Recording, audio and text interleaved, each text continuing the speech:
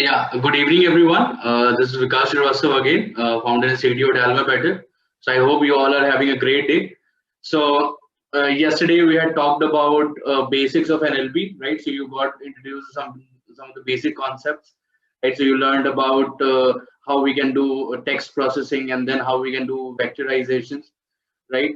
And and over the course of this week, so most probably on the weekend, you'll be learning about how you can do topic modeling, which is again a very important concept, right? So today we'll be learning about recommender systems. So recommender systems are one of the most powerful machine learning algorithms available today, right? So a lot of companies are extensively using recommender systems to uh, retain their customers, to keep them engaged, right? So whenever you're watching a YouTube video, right? So uh, YouTube comes up with some suggestions which you are likely to go with and watch, right? Similarly, Netflix also suggests you the movies and TV shows which you must watch, right? So because they have a lot of data about your history, and they also have data about a lot of other customers who share a similar profile as yours, right? So that's how they're able to recommend you to which series to watch or which movies to watch, and that keeps you hooked to the channel or the platform, right? So needless to say, recommender systems are one of the most important driving engines of today's digital economy and world, right? So we are interacting almost 24 hours through our apps or our on our laptops, right? And we're consuming a lot of content, and it has become very important for companies to understand what you like, what you don't like, and then accordingly they can give you proper and relevant recommendations, and that will help them uh, increase a lot of engagement on their platform, right? So so today we'll be learning about one of the algorithms for recommender system, which is collaborative filtering. There's another algorithm which is content-based filtering. So we'll be learning about these two. Let's see how much time we'll take today. Most probably, I think we'll be able to cover only collaborative filtering, and then later on, so most probably on Saturday, we'll learn about content-based filtering, right? So it's not that tough or different, NLP, right? So and you'll get some idea about how you can go ahead go ahead and build a recommender system and evaluate a recommender system. So right, so today we'll be learning about collaborative filtering. So before I go into this particular algorithm, let's just have a macro view of what recommender system is, right? So the objective of a recommender system is to recommend relevant items for users based on their preference, right? So preference and relevance. They are subjective term, and they are generally informed by items users have consumed previously, right? So let's say you like certain movies which belong to a particular genre, for example, let's say horror. So it's likely that the system is going to recommend you those movies which belong to that specific genre, right? So the preference and relevance are of course subjective, and whenever we say that recommendations will be done based on the preference, we mean that whatever the items users have consumed previously, that will be taken into consideration, right? So there are two popular recommender system algorithms available. So in fact, three. So there is another hybrid approach. So, but the two important is collaborative filtering. So what is collaborative filtering? So this method makes automatic predictions. That is what we also call as filtering about the interests of a user by collecting preference or taste information from many users, right? So this is where we talk about the term collaborative, right? So uh, so we see if you share similar interests with other users and what sort of uh, history they have, right? So based on that, you will be shown recommendations, right? So the underlying assumption of the collaborative filtering approach is that if a person A has the same opinion as a person B on a set of items, A is more likely to have B's opinion for a given item than that of a randomly chosen person, right? So this seems like a valid assumption, right? So let's say you and your friend blend up well, and more or less you agree on most of the things, right? So let's say you're not able to decide a particular decision to make. So you can ask your friend, and it's most likely that you'll go with his opinion, right? So this is what the underlying assumption is, which is pretty reasonable, right? So if a person A has the same opinion as a person B on a set of items, A is more likely to have B's opinion for a given item, right, than that of any other random person, right? Because they share a lot of similarity on already a set of existing items. So when I say items, I mean it could be anything, right? So it could be a list of news articles, or right, it could be a list of YouTube videos, as in the topics, right? So that is what we mean by items, right? So it could be some songs, it could be some movies, it could be some documents, right? So there are a lot of things, right? So this is what collaborative filtering is, where we want to collaborate the interests of many similar users and then give you those relevant recommendations, right? Then another is content based filtering.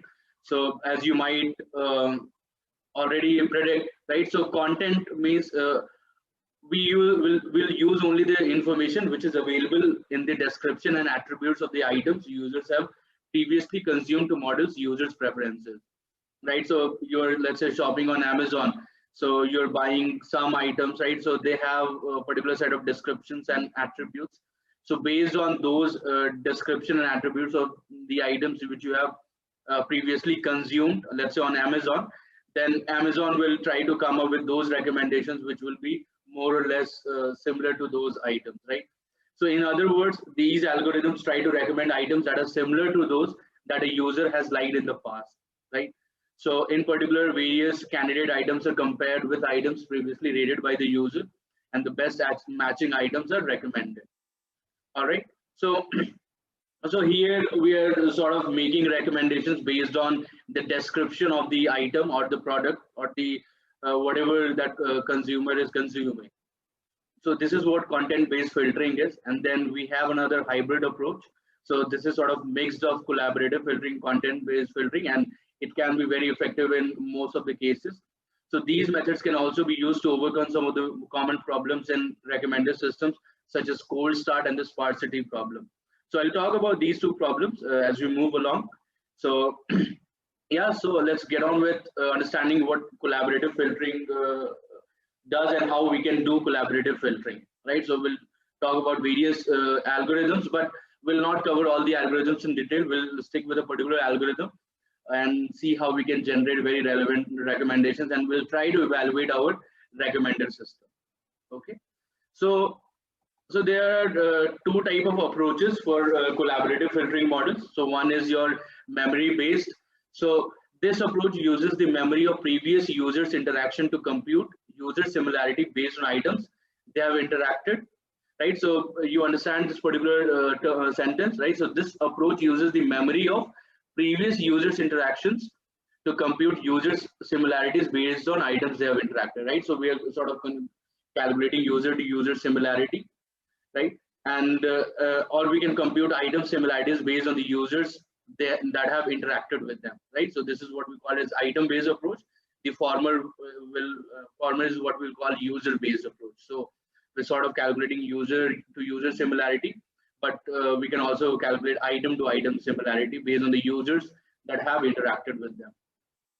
Right. So a typical example of this approach is a user neighborhood based collaborative filtering, in which the top and similar users. So we use something like Pearson correlation, which is just a term for the correlation which you have already studied in statistics, right? So your general correlation is also known as Pearson correlation. So in the memory based approach, so what we can use is what we call as user neighborhood based collaborative filtering, in which the top and similar users for a user are selected, right? So let's say I want to give you recommendations for you.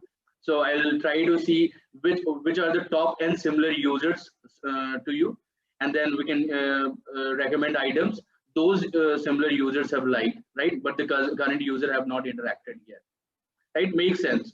So you find similar users, right, and then recommend those items which those users have previously consumed, but you have not have interacted or consumed that content, right, or item in fact. right? So this approach is very simple to implement, but usually do not scale well for many users. So here we can basically fall prey to the problem of what we call a sparsity problem. So remember, when we are doing the TF-ID of vectorization, so we are generating the sparse matrix, right? So what is a sparse matrix? So a sparse matrix is nothing but most of the elements in your matrix are zero, right? So when we are creating the document word matrix using the TF-ID of vectorizer, so we had in rows various documents, and in our columns we had word features, right? So we had almost, let's say, more than 1,000 features, and for a given document, it will not have all those words, right? So it will have at max 1% or even less than 1% of the words, right? So most of the cell values corresponding to that row will be zero, right? So because that word is not at all present in that document. So this is what gives us a sparse matrix. So the idea of sparse matrix is most of the elements will be zero. So in the case of memory-based approach, it might not be able to scale well for many users. So when we have a lot of users, so the sparse matrix will be quite high in size, and then it will become relatively computationally intensive to perform your collaborative filtering, right? So there's another approach, what we call as model-based approach. So in this approach, models are developed using different machine learning algorithms to recommend items to users, right? So there are many model-based collaborative filtering algorithms like neural network, Bayesian networks, clustering techniques, and then latent factor models such as singular value decomposition, probabilistic latent semantic analysis, right? So these are model-based approach, as in we'll use the machine learning algorithms to come up with very smart recommendations for users, right? So these users, the model-based approach uses machine learning algorithm. So in our class, we'll talk about a specific approach in model-based. So we'll not talk about the memory-based approach. We'll take an example of model-based approach, and within model-based, we'll stick with a particular algorithm known as singular value decomposition, right? So this you might be already aware of, right? So when you talk about PCA, so PCA does SVD in a way, right? So that is what we also call as truncated SVD, right? So truncated as in we do not retain all the information from our original data set, right? So we'll talk about singular value decomposition, and I'll try to give you a good understanding with the help of a visualization to understand what singular value decomposition does, and then how can it be used to come up with proper recommendations, right? So right, so latent factor models compress user item matrix. So this is a latent factor model, the singular value decomposition. So it's a very important concept in linear algebra. I have not covered that in linear algebra, but you will be able to understand this. So there are different approaches. So the one is again eigenvalue decomposition. So I think you're already aware about what eigenvalue and eigenvectors are, right? And then we can also do diagonalization. So there are different approaches.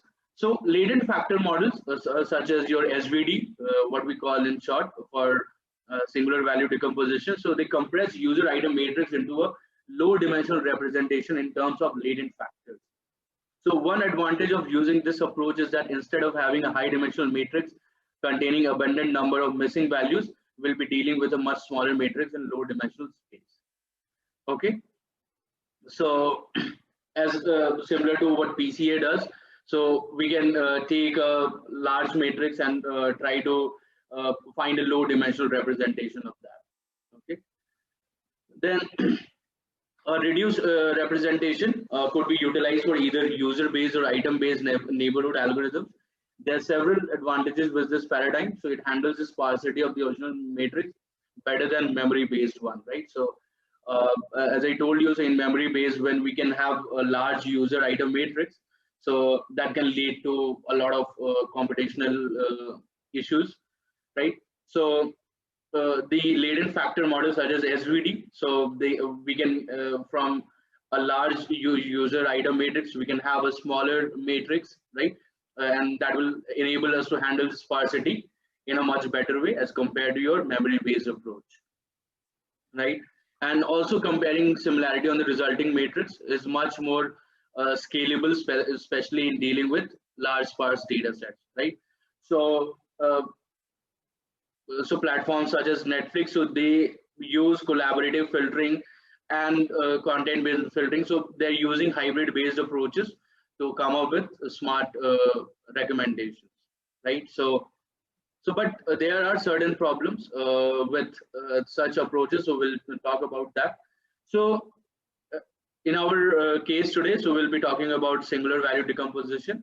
So what it is, so you know about factorization, right? So you learned about factorization of a number earlier, not earlier, in fact, in your childhood days, right?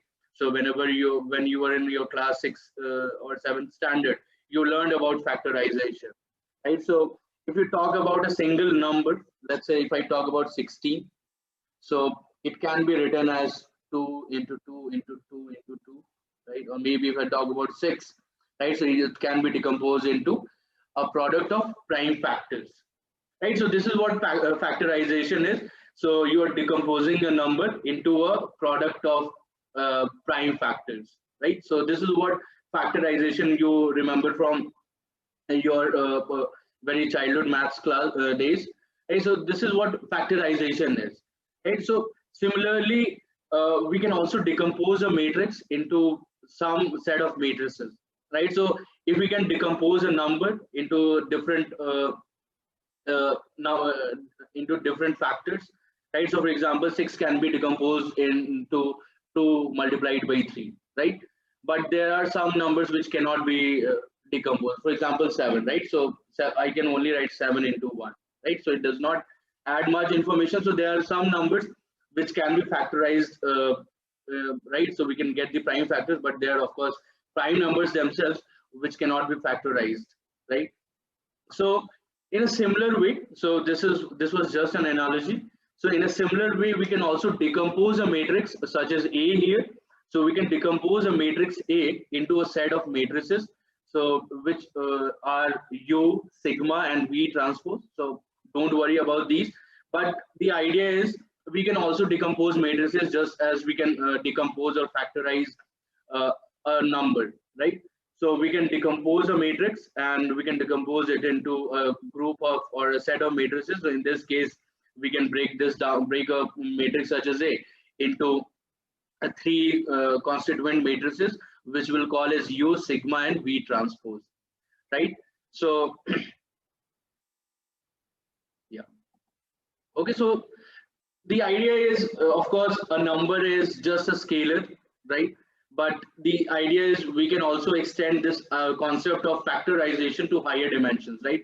So a matrix is two-dimensional representation of number, right? So we can, of course, decompose a matrix into a set of matrices, which is what we'll call as factorization, right? So this is what is also called as factorization, or you can also call that as decomposition, right? So we're decomposing a bigger unit into a set of smaller units, right? So this is what we'll call as singular value decomposition, or you can also call them as matrix factorization. Essentially, we're factoring a matrix, right? Into and what are the factors? So the factors are your constituent matrices, right? So here, what are the ways in which we can, or what are the conditions? When can we actually factorize a matrix or decompose a matrix? So there are some constraints and restrictions to that. So let's say if we have a matrix which is A, which is a dimension n cross d, right? So I'll tell you. So what do you mean by singular matrix? Can anyone tell me why? So Suraj is asking why singular, right? So I just want to know from you. So what does singular matrix means to you?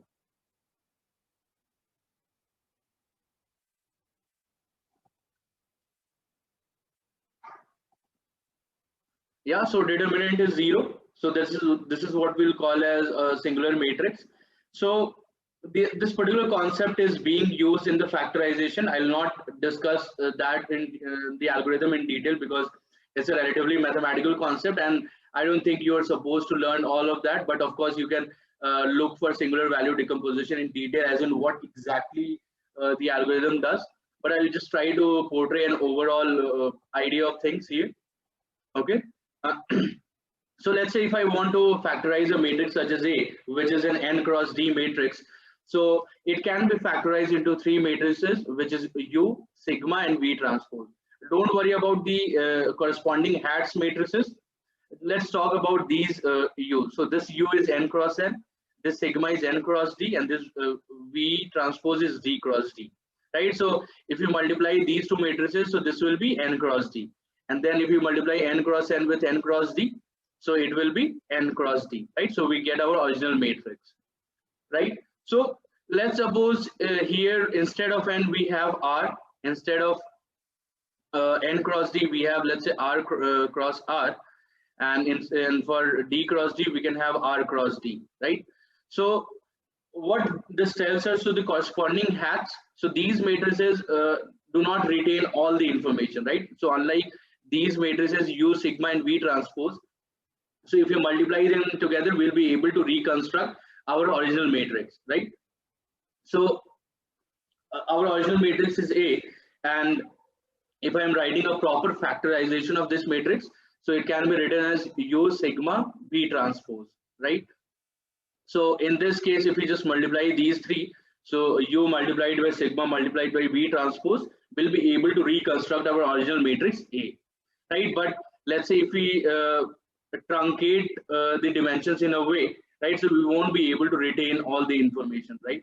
So so this is what these corresponding hat matrices here, right, correspond to. So we are not considering all the information, but we are considering only particular set of information, right? So it's a subset of the information we can have, and this might help us to solve the sparsity problem, right? So we, let's say if we want to retain 90% of the information or 80% of the information, so we can have such hat matrices, right?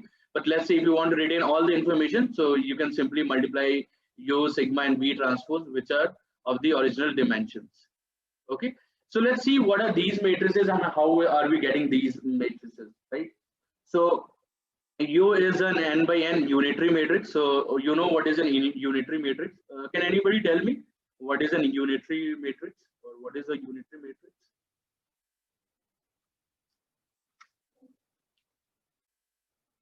Does anyone know what is a unitary matrix?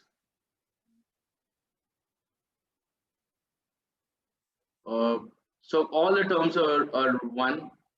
Okay, any other answer? Okay, so Raj is correct. So U multiplied by U conjugate transpose, right? So if you multiply a matrix U with its conjugate transpose, we'll get the identity matrix. So let's not confuse ourselves with what is conjugate and transpose. Let's keep it simple. Suppose we are just having real numbers. So if a matrix U is multiplied by the transpose of that matrix, it yields an identity matrix, right? So you remember what is an identity matrix? So the diagonal elements are one. So so this will result in an identity matrix. So U multiplied by the transpose of U will result in an identity matrix. All right. So this is what a unitary matrix is. Then a sigma is a diagonal matrix whose dimension is n cross D with non-negative real numbers on the diagonal, right? So non-negative real numbers on the diagonal. So this is a diagonal matrix, so will not have other elements. So it will just have numbers along the diagonal of that matrix. Then V is a similar matrix such as U. So it's again a D by D unitary matrix, and V transpose is the transpose of V. Okay. So an important decision is choosing the number of factors to factor the user item matrix, right? So the higher the number of factors, the more precise the factorization in the original matrix reconstruction, right? So as if we increase R, and if this R, let's say, approaches n in this case, right? Or so we can have different numbers here, but we need to make sure that the matrix multiplication is compatible, right? So the more factors we have, the better reconstruction we can come up with for our original matrix, right? So essentially what you are doing, you are decomposing your original matrix into a set of matrices, right? And if I choose all the factors, right, so then I will be able to exactly reconstruct my original matrix. But if my number of factors, right, that or the number of the amount of information I want to retain, so if that is relatively less, so will um, will have some of the information but not all, right? So the more the number of factors, the more precise your factorization will be, or as in with those factors we can come up with very accurate reconstruction of our original matrix, right? No, sigma and A are not the same matrices. So the idea is A is equal to U sigma, U multiplied by sigma multiplied by V transpose, right? So there is no way. So you can claim that A and sigma are same, right? So I'll just write this for you if you have not yet understood. So A is equal to U multiplied by sigma multiplied by V transpose, right? So here we are having all the factors. So A is an original matrix and U sigma and V transpose, they are the constituent factors of that matrix, right? So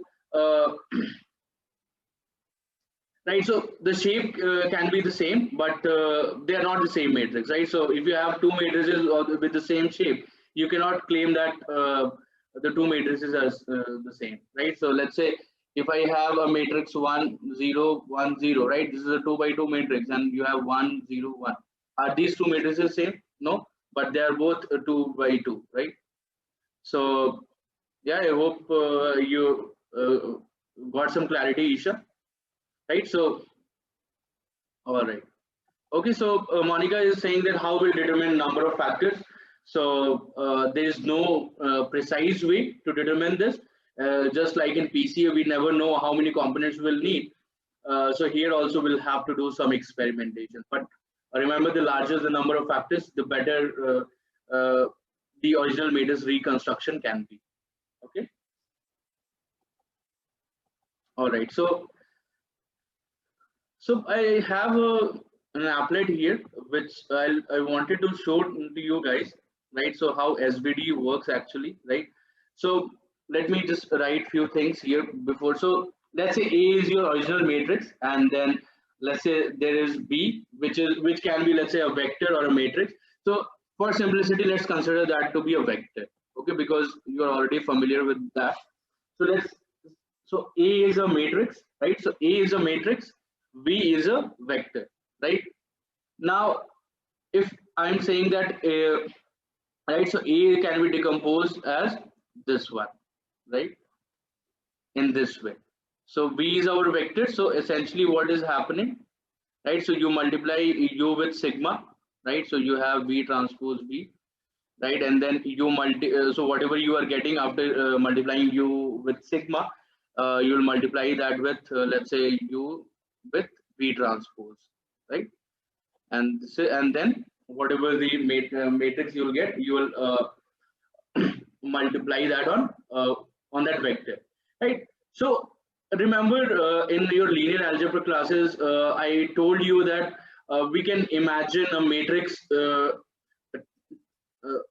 matrix which will do a certain set of transformations on a vector or any matrix, right? So I can apply A on B, right? So what does this mean, right? So let's say B is a matrix and A is another matrix, right? So if I apply A on B, so A is doing a transformation, or it is equivalent to applying a transformation A on B, which will result in a transformed matrix. Let's say it can be called beta, right?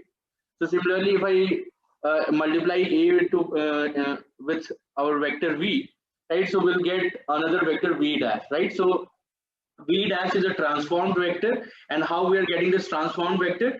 By applying this matrix transformation, right? So matrix is a best way to geometrically interpret a matrix is to understand that it is a transformation, right? So I'll just try to give you a recap of things what you have already learned, right? So remember, so we had learned that, let's say this is a vector, and if I multiply this with this particular transformation, so let's say this vector is 1 comma 1, right? So what will get here?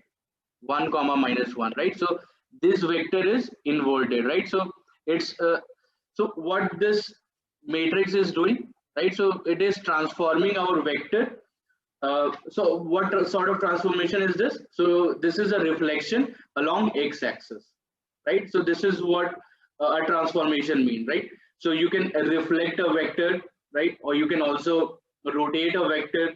You can also stretch a vector, right? So these are all set of transformations which we can do on a particular vector or a matrix, right? So the best way to understand or geometrically interpret a matrix is to say that yeah, a matrix does some set of transformation, right, on the object on which we are applying that matrix, right? So I hope you already know this. So let's see an example here. So let's say I am choosing this. Okay, so you have these factor matrices, which is U, sigma, and V, right? This is a unitary matrix. This is again a unitary matrix, and this is a diagonal matrix, right? So let's animate this. So this is giving me, right? So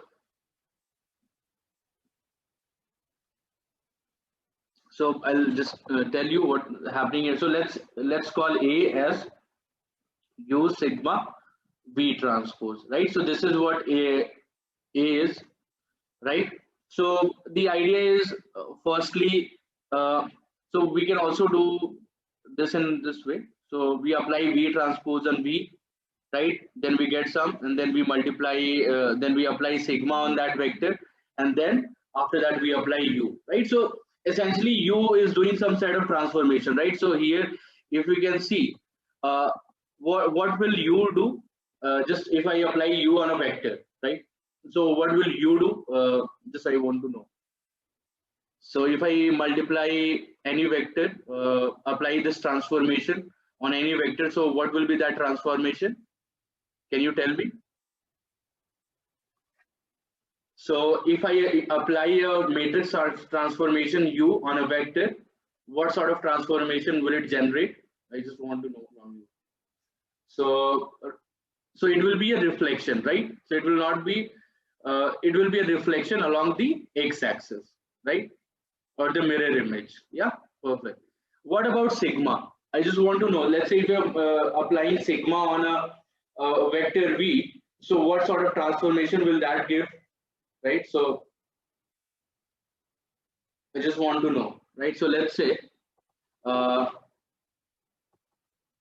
so sigma is your 2.24001.12, right? And let's say I have a vector. So let's say this vector is 1 comma 1, right? Oh, sorry. Okay, so what this will give me? So 2.24, and then it will give me 1.12, right? So what is this? So what is it doing? What can we call this transformation? Uh, is it just stretching, or is there anything weird going on, right? So let's say 1 comma 1, right? So this vector makes an angle of 45 degree, right? So this is what we call as 1 comma 1. Now my final vector is 2.24 and 1.12. So what is the angle this particular vector is making with the x-axis? So it's making a larger angle, which will be your tan inverse 2, right? So this angle will be right. So this angle will be tan inverse 2, right? So, and what's the length of the vector? So initially the length of the vector was root 2. Now what is the length of the vector? So something like root under 2.24 squared plus 1.12 squared, right? So this is what we'll call as rotation, right? So it's rotating, and of course the length of the vector is also changing in a way, right? So this is what we call as rotation, right? And okay, and what about this weird looking matrix V? Any idea what this matrix will do?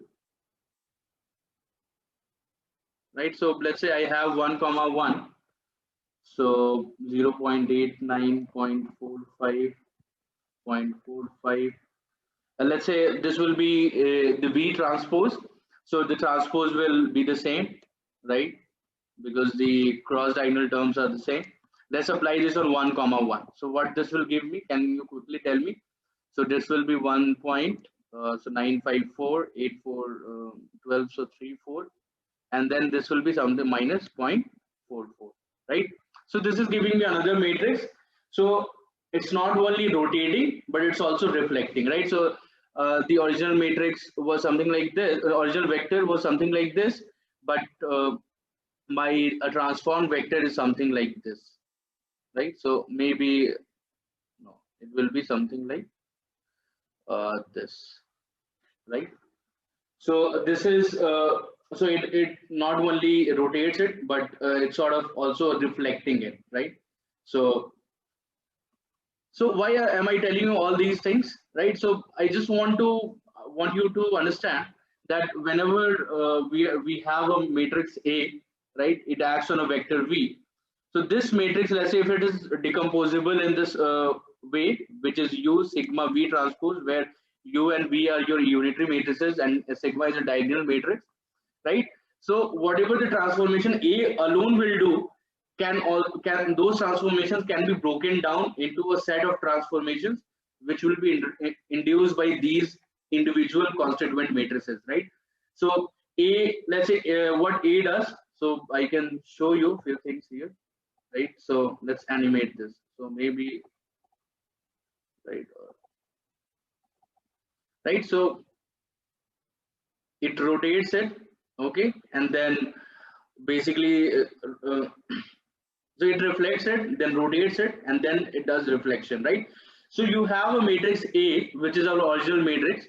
So it can do certain transformations, or if you apply that matrix on a particular vector or another matrix, it will induce some transformations on that particular vector or matrix, right?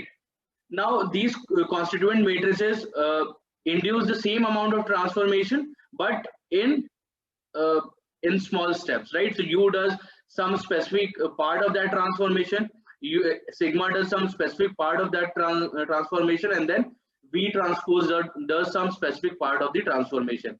And when these are combined, they give us the same set of transformation which our original matrix A will give, right? So this is in layman term what singular value decomposition is. I have not yet talked about why is it called singular. So for you, for that, you'll need to read a lot of other material. But the idea is we are simply factorizing a matrix into component matrices. And if we think of matrices as objects which induce some transformations on another objects on which they are applied, so we can break that particular matrix into some set of constituent matrices which will induce some partial transformations, right? So these U induces some partial transformation, sigma does some partial transformation, B transpose does some partial transformation, and then when we combine them together, they induce the same set of transformation which we can get from A, right? So in this way, we can understand how a matrix is being decomposed, right? So if we think of the matrices as objects which are carrying out transformations on another object, then it becomes very easy to geometrically interpret. So I hope you guys are able to understand how, at least what decomposition is, right? Or what factorization is in terms of matrix, right? So can you let me know in the chat if at least you know what decomposition is, what factorization is, and how this is related to inducing some set of transformations, right? So I want to know from a lot of people, right? So okay, all right, so let's move back to our lecture. Okay, so now you know that SVD is a way in which we can uh, uh, factorize a matrix, right? So in the case of collaborative filtering or recommendation system, right? So we'll have this user item matrix, and then uh, uh, we can decompose that matrix into some constituent matrices. And here we have the liberty, right? So let's say if you, so if we are having such hat matrices which are not the original matrix, right? So if I multiply U hat, sigma hat, and V hat transpose, right? So we'll not be able to construct the original matrix, right? So we'll have only some set of percentage of information contained in the original matrix A, and this is what we'll call as truncated SVD. So what I'll just write that. Okay, so this is what we'll call as truncated SVD, right? So the SVD where we are not so where we are not considering these three matrices, right? But rather we are focusing on these three matrices. So this is what we'll call as truncated SVD. Why truncated? As in we are choosing some set of number of factors, and that truncated SVD will give us some, not the complete information, right, but some percentage of information, right? So if you multiply u hat sigma hat, so if I multiply u hat sigma hat and v hat transpose, will not be able to reconstruct our original matrix. Okay, so this is what we call as truncated SVD. But if we multiply u with sigma and then v transpose, so we'll be able to reconstruct our original matrix, right? So to solve this sparsity problem, so what we'll do, we'll stick with the truncated SVD, and we'll choose a number of factors we want to go with. So the higher the number of factors, the better you will be able to reconstruct your original matrices with these component or factor matrices, right? Okay. All right. So moving ahead, now let's see how we can implement this. So in sci-fi.sparse.linear algebra, right? So we have this SVDS, right? And we'll also be using cosine similarity. So I don't think we'll be using it today, but we'll definitely be using it when we discuss content-based filtering, right? So I think you already know about cosine similarity as of now, right? So yesterday we were talking about comparing the similarity or finding the similarity of two documents. So cosine similarity can be a very good measure, because ultimately a document is nothing but a vector in some dimensional space, right? So we can calculate the cosine similarity between those two vectors, and we can get how similar those two documents are, right? So one of the better ways to understand the mathematics is to think that your objects are nothing but, let's say, vectors or matrices. And even when you want to understand what matrix is, so you can think of a matrix as an object which induces some transformation on an object on which it is being applied, right? So matrix alone is not that powerful, right? So if I just write a matrix, so let's say if I just write a matrix, so 0, 1, 2, 3, 4, 0, 0, 6, 9, right? So this matrix alone does not make sense, right? So of course you can calculate the determinant, you can tell that, yeah, the inverse exists or not, right? But what is the utility of this thing, right? So matrix alone will not give you that information. But when we apply this matrix, let's say on a vector which can be, let's say, 1, 2, 3, so it will result in another matrix, right? So not matrix. So this is 3 by 3, and this is 3 by 1. So it will give me 3 by 1. So it will give me another vector, right? So it will give me some transformed version of this vector, right? So matrix in that way can be assumed or can be thought of as an object which induces a transformation on the object on which it is being applied, right? So that is a very good way to understand what matrix does, right? So I don't think you have been taught in this way in school or college, right? But the best way to geometrically interpret or understand what matrix is, to think in terms of transformations, right? So it induces some transformation. So what sort of transformations are we talking about? So it could be a reflection, it could be rotation, it could be shearing, right? So you know about shearing, right? So let's say you have this square here. So if I shear this, right? So stretch it in a way. So shearing is another transformation which we can come up with by applying with a particular matrix, right? Then there are ways in which we can induce a lot of different transformations. So we can have rotation, right?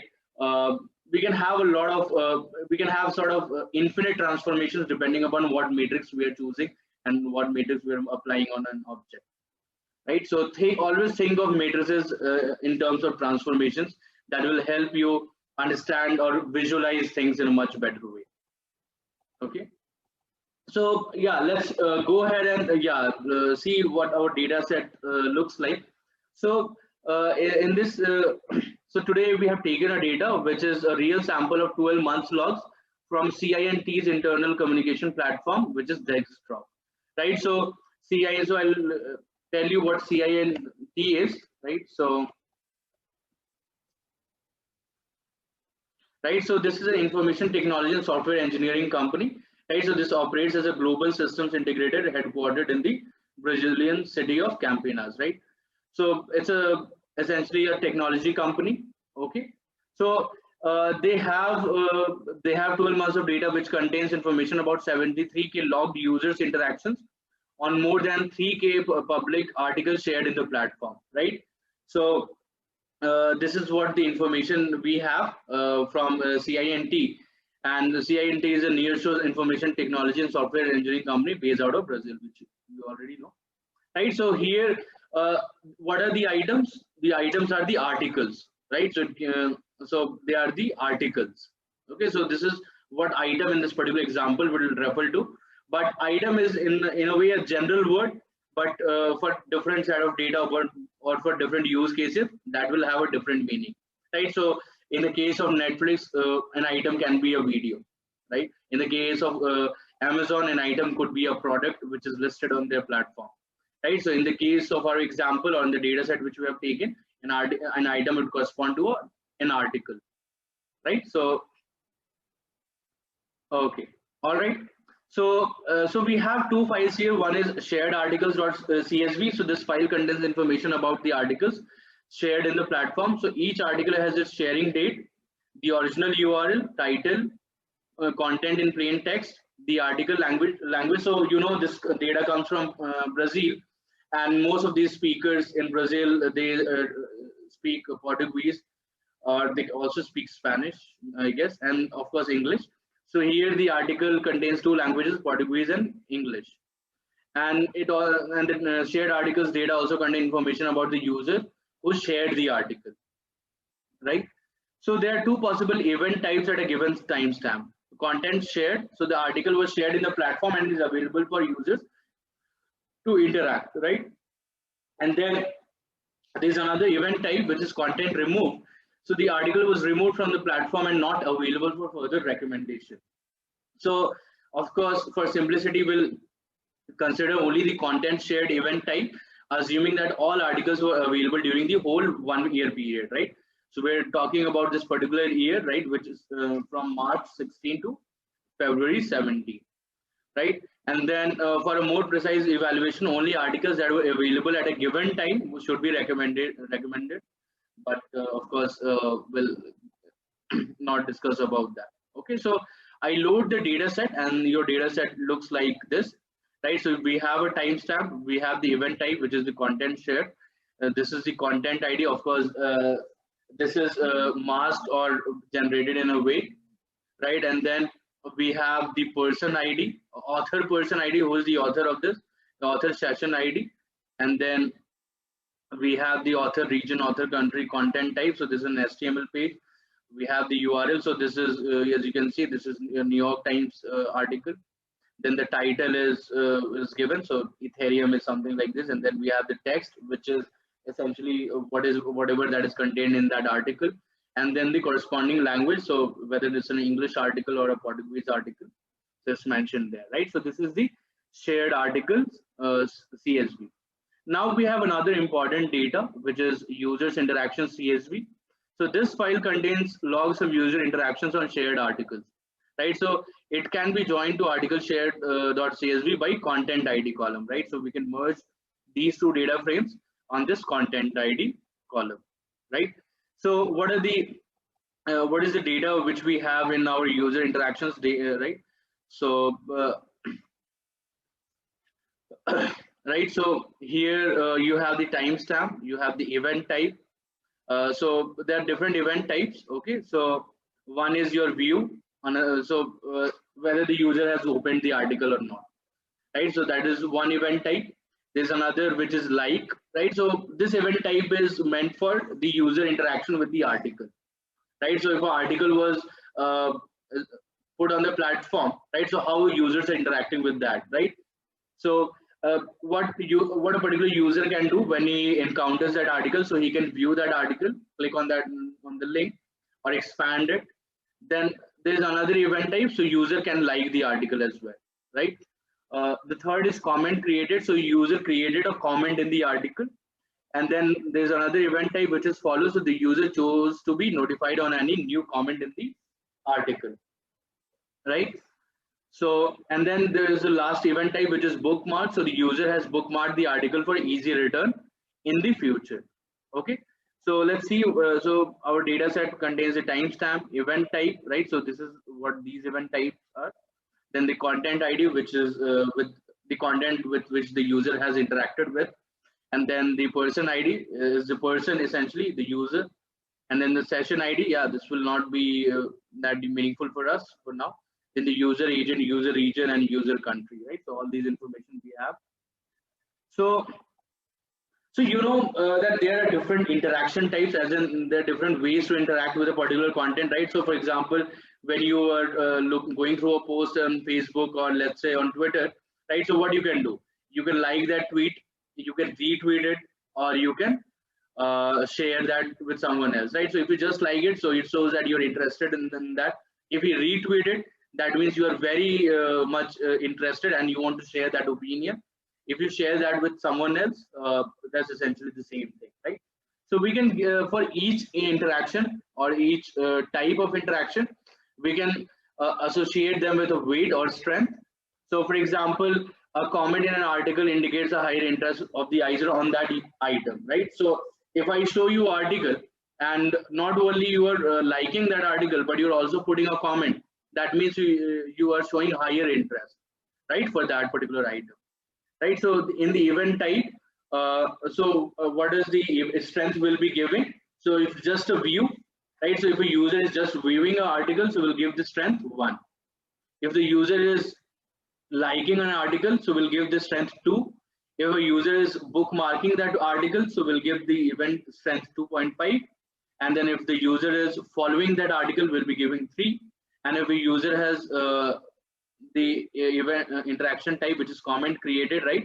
So you know what is comment created? So the user commented on that article, so that will be the so that we're taking to be the highest interaction, right? So of course it's not it's just a heuristic in a way, right? So you'll argue that why not 3 for likes or 10 for comment created, but this is what this is at your discretion, right? How you want to define the event type strength, right? So let's say if a user is just viewing the article, we'll give that strength 1. If liking, we'll double that. If it is bookmark, if the guy is bookmarking that article, so the event strength will be 2.5. Okay, so what we'll do, so once we have defined this dictionary and map the intuitive strength, right? So this is intuitive in a way, as in this is heuristically written, right? So we'll create a column which is event strength, right? So it will, so here we want to create another column which will denote what's the interaction strength, right? So we create a column which is what we call as event strength, and then this will apply on this particular event type, right? So this is the event type, and then we'll essentially apply this for all the rows, right? So now we have the data which will contain the event strength for all the user interaction, right? So so a single row here or single observation, that means a particular person interacted with a particular content, right? So this is what a particular observation means here, right? So it's information about an interaction of a user with a specific item or content, right? Or in this case, article, right? That makes sense. So we'll create the event strength now. Yeah, so one of the problems which I didn't highlight, so recommender systems have a problem known as user cold start, right? So in which it is hard to provide personalized recommendations for users with none or very few number of consumed items due to the lack of information to model their preferences, right? So this is a cold start problem. So let's say we do not have a history for a particular user if they have consumed any content on that particular platform. So let's say we're talking about CINT, and on their platform there is a new user, right? So he is coming for the first time. So there's hardly any information about that user and the content which is likely to interact with, right? So this is what we'll call as user cold start problem, because we do not have information about the set of items that guy has interacted with, because he's the new guy, right? So this is what we'll refer as the cold start problem. And in this data set, we'll be keeping those users only which have at least 5 interactions, right? So to avoid the cold start problem, so we'll only be keeping or concerning ourselves with those users which have at least 5 interactions, right? So yeah, just give me a second.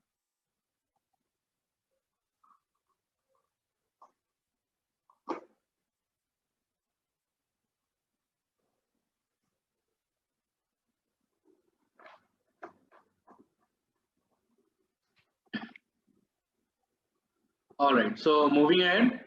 So now we can create a data frame which will be users interactions count df, right? So how are we creating this data frame? So we are group buying on person ID and content ID, right? And so we are creating this users interactions count df. Okay. So number of users is 1895, and how many? And we are also creating another data frame, so which is users with enough interaction. That means we want to consider only those users which have at least 5 interactions, right? So the users interactions count df is greater than equal to 5, right? So we'll only be considering those person IDs or users, right? So the number of users out of 1895 with at least 5 interactions is 1140. Okay, so moving ahead. So interactions from selected users df, right? So this is the set of users which we have selected. So we'll merge this interactions df. So this is the interactions df we have, right, from earlier. So we'll merge this with users with enough interactions df. And how are we merging this on? So on person ID and on person ID, right? So the number of interactions is essentially, so so the number of interactions in our original data set, which is this, so it is 72,000 something. And then the number of interactions from users with at least 5 interactions, this is right. So right, so there are around 1140 users, and these users may have interacted around these many times, right? And these are only those users which have had at least 5 interactions, right? So you know what an interaction means, right? So you basically stumbled upon an article, right? You viewed that article, you commented on that article. So this is what we'll call as interaction, right? So you are interacting with the content. Okay, so now we have the information about the interactions, right? So okay, so now this is how our data would look like, right? So interactions from selected users df. So here we have another we have this column which we had created earlier, right? And this contains information about those users which have had at least 5 interactions, right? So now so in the platform, users are allowed to view an article many times, right? So I can go through the same content over and over again, and I can interact with them in different ways, right? So I initially viewed that article, but let's say next day I look for the same article and I put a comment over there, right? So thus, to model the user interest on a given article, we aggregate all the interactions the user has performed in an item by a weighted sum of interaction type strength, and then what we'll do, we'll apply a log transformation to smoothen the distribution. So here what we are trying to do, so we're coming up with this such data frame in which we just have the person ID, the content ID, and then the event strength. So here what we are trying to do, so basically we are summing the event strength, right? So a person can interact with a particular content multiple times. So whatever the interaction type is, that is view, comment, like, so we'll aggregate all those event strength, right? So we'll have a data frame in which we have so each observation will be the interaction for a particular person with a particular content, right? And when we are summing it up, so we're finding the event strength, right? And also what we are doing, we are applying the log transformations, right? So this is for smoothing purpose, but don't worry about it much, right? So the best idea is what we want to do. So user, a particular person can interact with a single content, with a particular content multiple times, right? So what we want to do, we want to just have one row of, or one observation for a single for a particular user and content pair, right? So we'll aggregate all the event strengths. Let's say it be a view, or it could be a like, or it could be a comment. So we'll sum them up, and then we'll can have this event strength. And on top of this, what we are doing, we are applying the log transformation. Okay. So I hope that makes sense. Now we are doing the train test split. So because later on, what we'll want to do, we'll want to test our recommender system, how it performs, right? So the evaluation is slightly tricky for recommender system, so we'll be dealing with that. But for now, this is the part where we split our interactions full DF, right? So this is our interactions full DF, right? And we are taking a stratified sample based on the person ID, okay? And the test size is 20%. All right. So on the test in the test set, we have around 31,284 rows, and then on test data set we have around 7,822 rows, right? So each row in this particular data set tells you information about a pair of user and the content. Okay. So this is unique. This pair of person ID plus content ID, this is unique actually. Okay. All right. So moving ahead. So now what we can do, we can create a pivot table for this interactions train DF, right? So we have split our interactions full DF into train and test. So now what we're doing, so we are creating a pivot table for this train data frame, right? And then what we do, so we also fill the missing values with 0. Okay. So here we have person IDs on the rows as rows and content ID in your column, right? So this is what our users item pivot matrix DF looks like, right? So it's essentially the same as this matrix, but written in this way, right? So we have created a pivot where we kept our one column as the rows and the other column as different columns, right? So here in this pivot matrix DF, we have different columns corresponding to different content or different articles, right? So user article, so item, so user item matrix, this is what we'll call as user item matrix, right? So we have the user here, we have the item. Item is essentially your article, right? So we have the user item matrix in this case, and then we can take apply dot values to convert our data frame into a matrix or an array. Okay, and this is how our array looks like. Okay, so now now we have the user item matrix, right? So this is what we have been talking about from the very start, right? So we have the user item matrix where we have the strength of interaction between a user and a particular content item. So in this case, item is nothing but the content, which is article.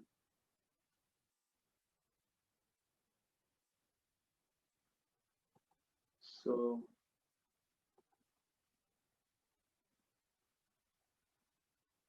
sorry, Isha, I didn't get your question. So you're asking, can you explain why we created pivot once more? Right, so we're just doing it once, right? So here we basically created our user item matrix, right? So this is the data frame which we had, right? And now from this data frame, we created this user item matrix, right? So essentially, so here these two are the same thing, but it's just the arrays. So here we don't have the concept of index or the column, right? So what is an array? So array does not have the row labels or the column labels, right? So it's bereft of anything as such, but your data frame has, right? So data frame has the row labels and the column labels, but here we are just taking the values. So just wanted to show you how the matrix will look like, right? So of course you have your row identifiers from here, you have your content or the column identifiers from there. Okay, so it's not creating a new matrix or doing it again, but it's just that we are getting rid of the row and column labels, right? Okay, so now the important part comes. So now we'll apply SVD on our matrix, which is our users item pivot matrix, right? So this is our matrix, right? So what we'll do, so we're keeping the number of factors to be 15. You can keep lesser or you can increase that as well, right? So let's see. So this SVDS, so this will yield three matrices, three factor matrices, which are your U, sigma, and then V transpose, right? So, and what is the argument it takes? It takes the original matrix which we want to factorize. So this is our user item matrix, and then K is your the number of factors which we want to have, right? So the higher the number of factors, if we then it will become easier to multiply these matrices and reconstruct our original matrix in a better way. Okay, so the number of factors is, if the number of factors is large, you'll be able to reconstruct the matrices in a much better way. Okay, now right, so our user items pivot matrix has this shape. So we have 1140 users and then 2926 items, right? So let's see, so when we apply the SVDS, let's see what's the shape of U. So the shape of U is 1140 comma 15. The shape of sigma is 15 comma 15, right? And then the shape of V transpose is 15 comma 2926, right? And so here when you talk about how do we actually come up with sigma, right? So it's a square matrix, it's a diagonal matrix, it only has the elements along the diagonals. So these elements can be your eigen values of your original matrix. Okay, so there are different ways to come up with the decomposition, but you can think that your sigma, whatever the elements in your across the diagonals, could be your eigen values, right? So in that case, we'll call that eigen value decomposition. Okay. All right. So after the factorization, we try to reconstruct the original matrix, right? So we are trying to reconstruct the original matrix, right? So by multiplying U, sigma, and V transpose, right? So let's multiply them. So how do we multiply? So first we'll multiply U and sigma, right? So we can call out np dot dot here, and then once we have this, so we can call another np dot, and then we can have vt. Now, so this might resemble your original matrix, but this is not your original matrix, right? So we try to reconstruct our original matrix, but of course we chose some limited number of factors. That's why we will not be creating or reconstructing the original matrix, but we'll have another matrix which will sort of resemble our original matrix in a way, right? So we have a lot of information there, but we do not have the full information. Okay, so I hope this particular thing makes sense. So now if I try to multiply these three matrices, which is U, sigma, and V transpose, I'll come up with this particular matrix, which is which is similar but not that similar to what our original matrix is, right? So here you can see that this matrix is more or less sparse, right? So because in this data set, a particular person has not interacted with all the content, right? So he's only interacted with, let's say, 1% of the content. So for the remaining content, the interaction strength is 0 essentially, right? So event strength is 0. But in our case, when we try to reconstruct using our factors, right? So here we are not getting 0. So it's not a sparse matrix now. Okay, so it's not a sparse matrix now. All right, and the shape is again the same. So 1140 comma 2926. Okay, but of course it does not contain the entire information which we had in our initial user item matrix. But one of the good things about this particular resultant matrix is that it does not have zeros, right? So it does not have 0, so it will not call this sparse. Okay, so sparse matrix will be that matrix which has a lot of zeros in it. Okay. All right, so we have so we try to reconstruct our original matrix, but of course this is a slightly different matrix, right? So now, so this is what we'll call as all user predicted ratings. Okay, so if we think about, so here we have the users, in the columns we have the content. So we'll tell you, yeah, so for this we can sort of make a prediction that this particular user has this much, can have this much interaction with this particular content, right? So this is what this matrix is, right? So this matrix is essentially the clone of our user item matrix, but it's not the perfect clone. It's a similar clone with certain differences, as in we don't have the zeros as we had in our original matrix, right? But as you can see that the shape is the same, right? So user item pivot matrix had this shape, and our resultant matrix, which what we are calling as all user predicted ratings, right? So it has the same shape. Okay. So now what we can do, so we can also so here I have transposed this user item. So the content is now the row labels, and the person or the users are now the column labels, right? So here I have applied the transpose. Okay, so this is what we'll call as collaborative filtering Pred's DF, right? So this is the prediction.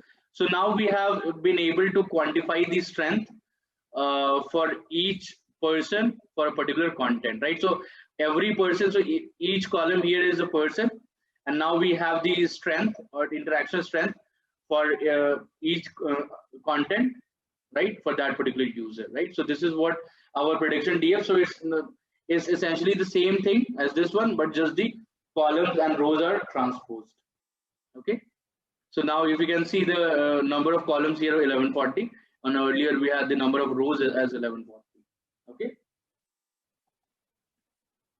now coming to the relatively trickier part. So here we have written a class which is the collaborative filtering recommended. Okay, and the model name, so there is a variable which is model name, and the model name is mentioned as collaborative filtering in this case.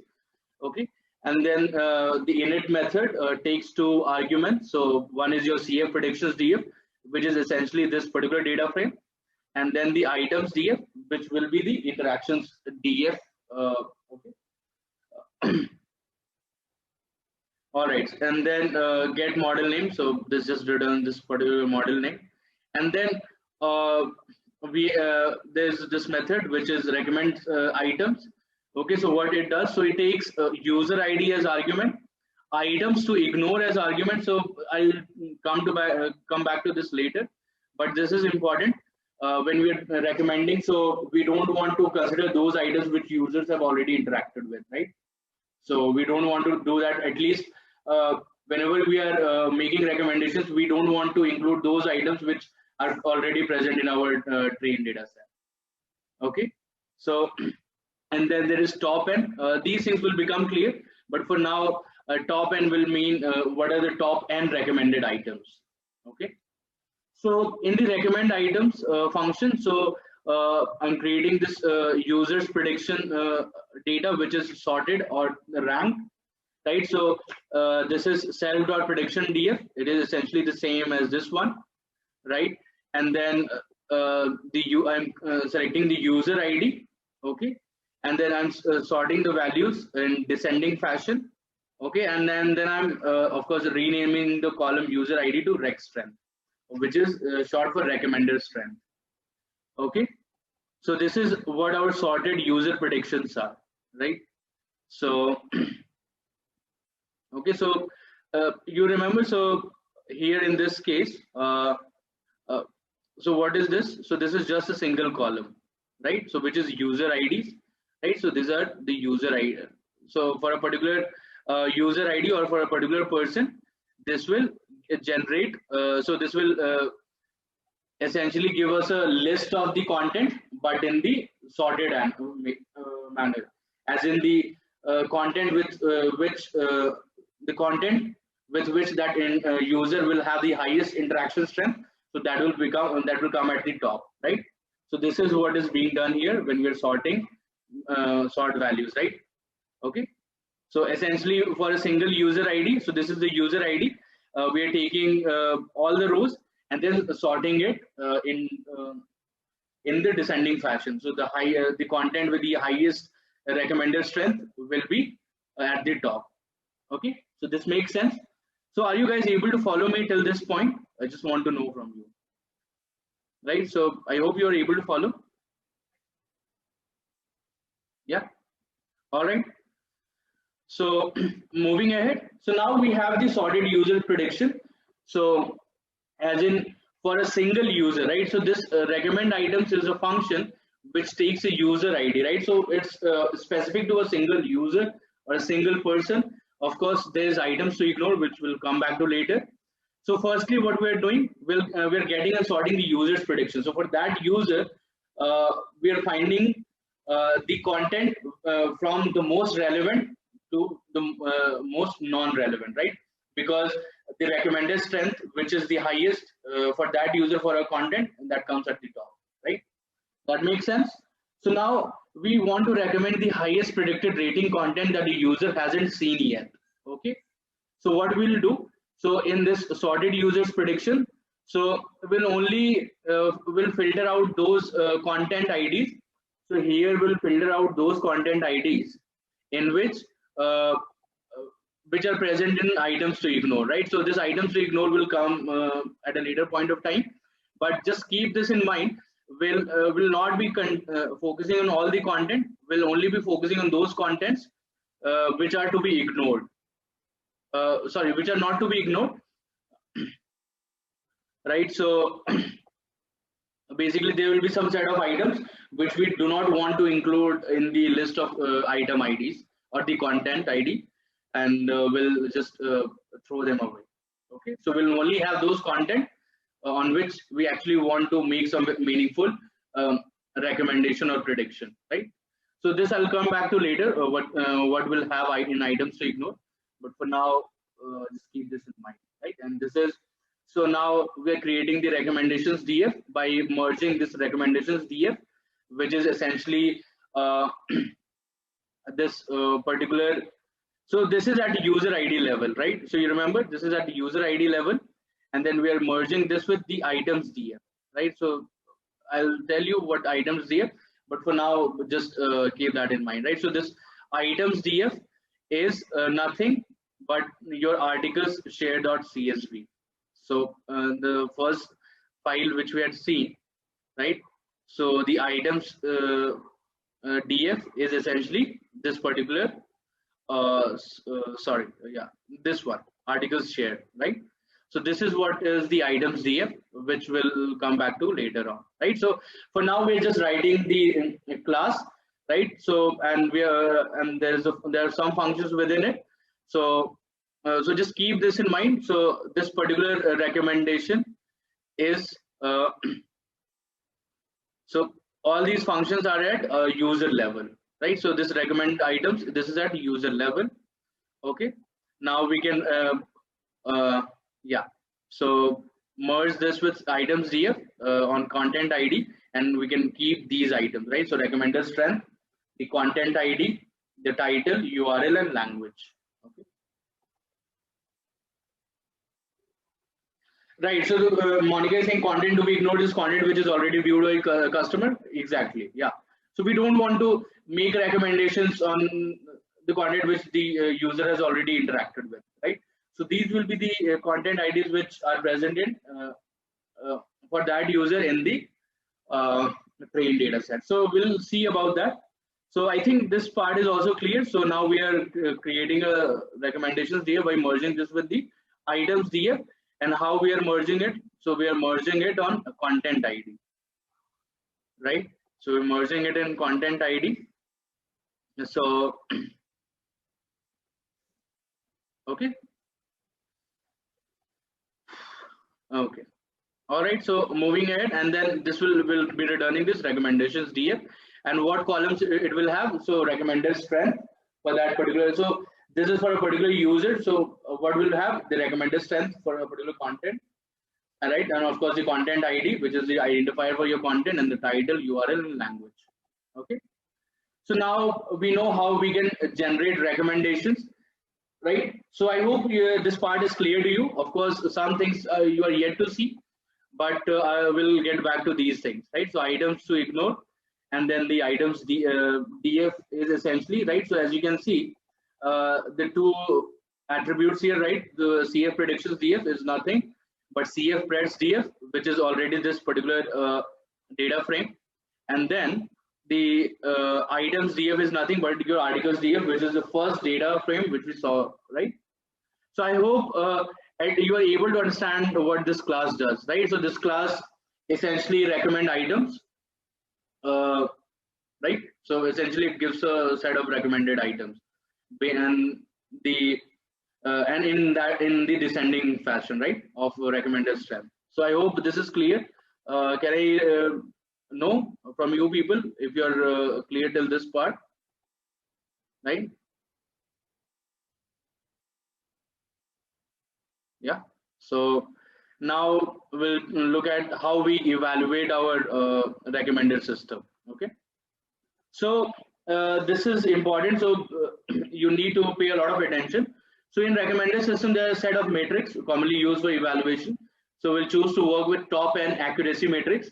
So which evaluates the accuracy of the top recommendations provided to a user, comparing to the items that user has actually interacted in test set. Okay, so we'll do the evaluation on test set. So how this method works? So for each user, so for each person, we'll look at each of the items that user has interacted in the test set. Okay, in the test set, and then what we'll do, so for each item we'll sample 100 other items that user has never interacted with. Okay, so for each item in the test set which a user has interacted with, we'll sample 100 other items that user has never interacted with. Okay, now what we'll do, we'll ask the recommender model to produce the ranked list of recommended items from a set composed of one interacted item, which is of course this particular item, and the 100 non-interacted items. Okay. Now, and then what we'll do, we'll compute the top n accuracy metrics for this user and interacted item from the recommendations ranked list, right? So what will be the top n recommendations? So those recommendations which will have the highest recommended strength, right? So this particular item which this user is or has interacted in test set, so that might come anywhere between, let's say, from 1 to 101, right? It can be anywhere. And of course, apart from this item which the user has already interacted with, we'll be sampling 100 other items which the user has never interacted with, right? So what we'll do, we'll ask our recommender model to produce the ranked list of recommended items from a set of one interacted item plus 100 non-interacted items, right? So we'll have 101 total items, right? And then we'll ask the recommender model to produce the ranked list of those recommended items, right? So depending upon what the recommended strength will be, so right, so it will generate the recommendation DF, right? So essentially it will generate this. Okay.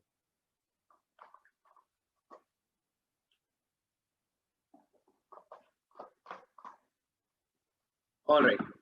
So now once we do that, so we'll compute the top and accuracy metrics for this user and interacted item from the recommendations ranked list. Okay. So, and we'll aggregate the top and accuracy metrics. Okay. So let's see what are these top and accuracy metrics, right? So top and accuracy metric, we can choose at what we call as recall at n, right? It can be other metric, right? So it could be precision as well. So this recall at n, it evaluates whether the interacted item is among the top n items in the ranked list of 101 recommendations for a user, right? So this guy, this user has interacted with this particular item in test set. Now what we are doing, we're sampling 100 other items which the user has not interacted with.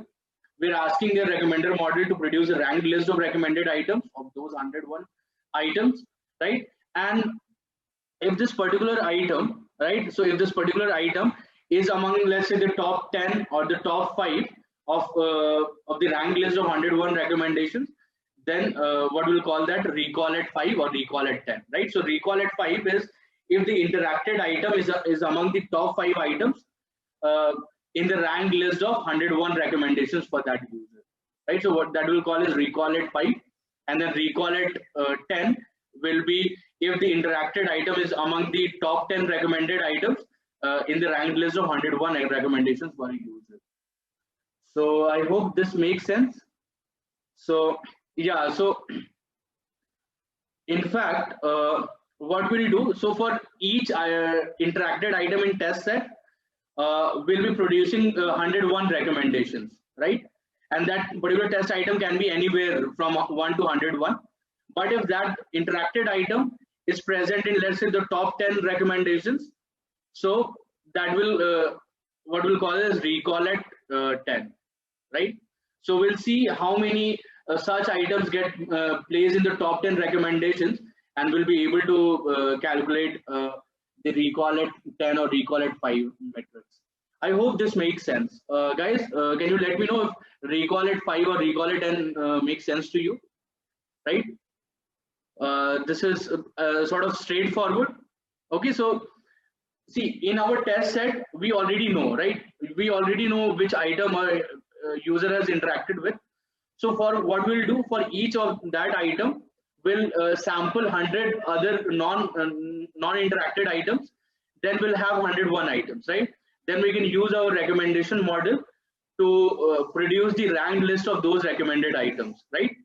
Now, once we produce this ranked list of recommended items, so if the interacted item in the test set, if it's present in the top 10 of those recommended items, so that will contribute at, let's say, recall at 10, or if it is present in the top 5 recommendations, so that will be that will contribute to recall at 5. So we'll see how we'll calculate these metrics, but I hope you know by now how this works. Okay. So this is a relatively convoluted code, but I'll try to simplify and boil down things for you. Okay, so let's be patient and try to see what's happening here. Okay, so the first function is we want to get the interacted items. Okay, so this particular function takes the person ID, which is the user, and then the interactions DF, right? So you remember what was the interactions DF we had? It was essentially the data frame for the user item DF, right? The interacted items is essentially all those interactions, so all those observations for this particular person ID, right? So here interacted item is the list of content IDs for that specific person ID, right? So these are the interacted items for a particular person ID. Then what we'll return? So we'll return a set which is interacted items if the type is PD series, else the list. Okay, so this has been done to ensure the data consistency. So essentially we are returning the list of interacted items, as simple as that. Okay, so what this function does, so this function returns the list of all the content IDs for this particular person ID, right? So this makes sense. Now let's so in this case we have chosen 100, but you can choose that to be 50, right? So if you want to be more precise, or right, so you can choose different non-interactive items you want to sample, right? So in our case, for one interacted item in test set, we'll be sampling 100 non-interacted items, but you can change that to 50, right? You can change that to 200 or 1000, so depending upon your wish or your discretion, right? So now I have written a class here which is model evaluator. Okay, now so it has some set of functions, so let's go through these functions one by one. So the first function is get not interacted item sample, right? So this is the function for getting the set of items which a user has not interacted with, right? So for each interacted item in test set, we want to generate 100 non-interacted items, right? So this is the function which will help us, right? So this function takes the person ID, the sample size, right? So the sample size comes from here, right? And then So let's first look at how this function works. So how are we creating the non-interacted items? So we'll first create the find the interacted items, right? So how we'll find the interacted items for a person ID by using this function, right? Which I just already described, right? So this will give me the set of interacted content IDs. Okay. Now, what is all items? So all items is all the set of content IDs we have available with us, right? That is all items. Then non-interactive item is essentially the difference of the two, right? So if we remove the interacted items from the list of all items, we'll just have the non-interacted items. That makes sense, right? So that was not that difficult. And how now we want to randomly generate those 100 non-interactive items, because this non-interacted items can be of any length, right? So it can be 2000, it can be 3000, right? So we generate this non-interactive item sample by randomly sampling on this on non-interactive items, and then we provide the sample size, which will eventually be this 100, right? And this will return the set of non-interacted item sample, right? So this was pretty straightforward to calculate or to obtain. So what we'll do, we find all the content IDs with which a particular person has interacted with, right? So that is one set. Now we have another set, which is just the list of all the content IDs available in our data frame, right? Remember that this function is at person ID level, right? Then only this will make sense. So for a particular person, we find the list of all items he has interacted with. So this is one set. This is what we'll call as interactive items for that person. Now we have another list of items, which is all the items present in our data frame, right? So this is not specific to a person. This is the list of all the items we have in our data set. Now, what will be the non-interactive items for that particular person? So it's just the difference between the two, right? So this will give us the set of all the non-interacted items. Now, out of all these non-interactive items, we'll randomly sample 100 of these non-interactive items, right? So I hope that makes sense. So let me know if this function is clear to you, right? So I just want to hear yes, of course. So I hope this makes sense, right? So people, can you please let me know over chat if you are at least able to understand what this function does? Okay. So, okay. So yeah, that makes sense. If anyone has any confusion, I can repeat it for you. You don't have to yeah, bow under pressure. So, all right. So moving ahead, we have very little time left with us. So I'll try to go a little fast. Okay. So now for a given person, we can generate 100 non-interacted items, right? So for a given person ID, I can give you the set of 100 content IDs with which that person has never interacted with. Okay. So this is what this function does. Okay. Now I have a function. So this is a function which is to verify whether a particular item ID was present in the set of top n recommended items. Okay. So verify hit top n. So it takes item ID and then the recommended items, right? So now what this function does, if this item ID is present in the top n recommended items, so that's why this top n is coming here. So let's say I have provided 101 recommended items, and if that item ID is present in the top 10 of those recommended items, so that will be counted as one hit. Okay, so that will be counted as one hit. Okay, so I hope this makes sense. You can explore this function, but I think this is relatively straightforward. Just one thing here. So of course this will return the next index, and here can you tell me what this, so index in range this, right? So this will return a boolean, right? So what will be the int of true? Does anyone know what will be int of true and int of false? Where are the Python guys? So what will be the int of true and int of false, right? So int of true will be 1 and int of false will be 0, right? So essentially we'll be counting one hit if our if this item ID is present in the top 10 recommended items, right? So this is what this function will do. This is what this function does, and we'll just count that particular the number of will count that hit. Okay. So now we have a function which will help us tell whether a particular item ID is present in the set of top n recommended items. So in our case, we'll be taking top 5 and top 10. Okay. And what is the number of recommended items we are generating? 101. Okay. All right. So now there's another function which is to evaluate the performance of model for each user, right? So this is a relatively long function, but this will be very intuitive as well for you, right? So we firstly what we'll do, we will write a function to evaluate the performance of model for each user, right? So we'll write this function for at user level, and then we can aggregate this at all the users, and then that will give us the overall model performance, right?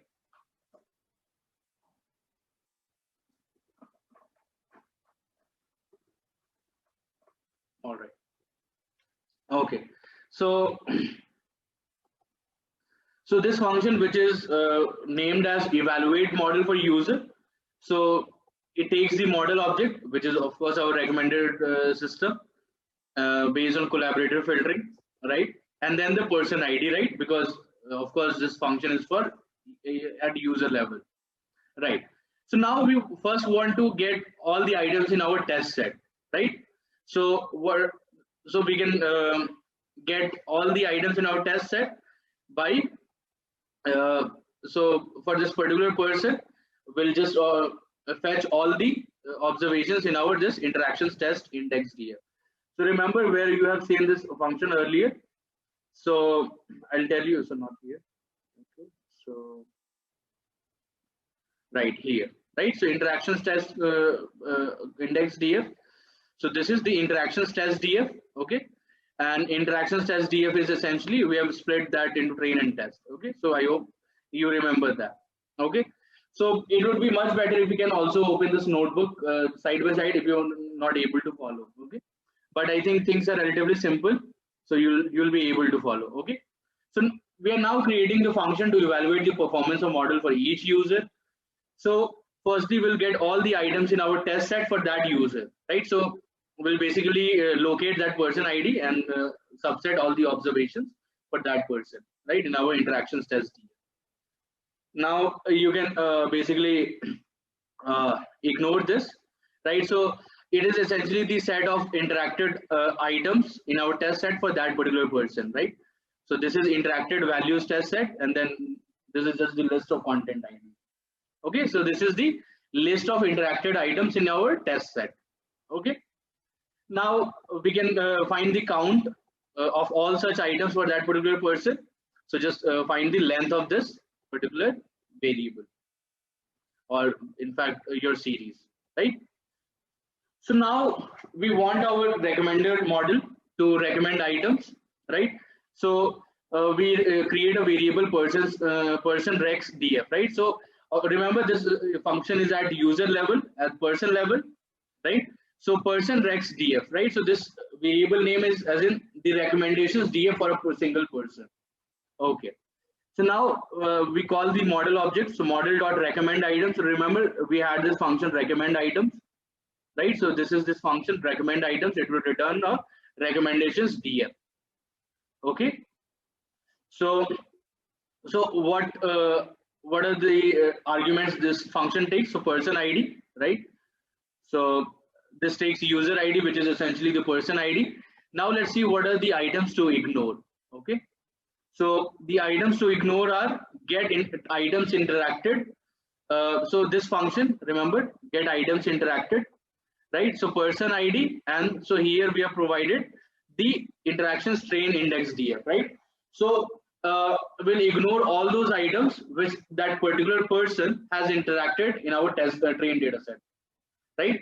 So we'll ignore all those content IDs which this particular person ID, right, has interacted in our train data set. Okay, so these are the items to ignore. So these will not be part of our recommendations, right? Because there's no point in that. That's quite logical. Okay. Now, once we have created this recommendations df for this particular person, now we'll initialize two variable hits at 5 count, right? So if that if an item is present in the top 10 recommended items, so that will be increasing the counter. So let's see how it works. Okay, so now for each item the user has interacted in test set, right? So you remember the steps which we wanted to follow. So for each user, what we'll do, we'll go through each item the user has interacted in test set. We'll sample 100 other items the user has never interacted with, right? We'll ask the recommender model to produce a rank list of recommended items or rank list of 101 recommended items, and then we'll calculate the top end accuracy metric if depending upon whether this particular item is present in the top 10 recommended items. Okay, all right. So okay, so will generate the non-interacted item sample by just calling this function, which I've already walked through, right? So this is non-interacted item sample. So we'll generate 100 items which with which a particular person has not interacted with, right? Now, what are the items to will be considering? So these non-interacted item sample plus your item ID, right? So that's why we are having this union. So non-interacted items sample generates the set of 100 non-interacted items, and then this item ID, which of course this user has interacted in test set. So here now we have 101 items, right, to recommend. But so now what we'll do, we'll ask the recommender system or the model to give us the ranked list. Okay, so here of course all right, so what we'll do, so here we have already created this person rex df, right? So this is already the recommendation df for this particular person. So what we'll do, so what are the valid recommendations df? So we'll basically focus on only those content IDs which is present in this items to filter X, right? So remember the size of items to filter X, that is 101, right? So it includes 100 of these non-interacted items and plus 1, which is the item present in our test set. Okay, so the idea is very simple. So if a user has interacted with an item in test set, so what we'll do, we'll sample 100 other items. So we'll have 101 items, and then we'll ask the recommender model to generate the rank list of recommendations, so that particular item can be present anywhere. But if that item ID is present in top 5 or in top 10 of those recommended items, so that will be counted as one hit. Okay, so valid rex will be essentially the dot values. Okay, so this is nothing unusual or unsurprising. Okay, so now we have been able to filter those recommendations which are present in these items, right? Now we can calculate our hit at 5 and hit at 10. So we can simply call this function verify hit top end, where we can provide, remember, so this is at item ID level and the recommended items, right, and top end. So what is the item ID? So this item ID is of course the item ID which is coming from the test set. Then the valid rex is essentially these content IDs, and top end is 5, right?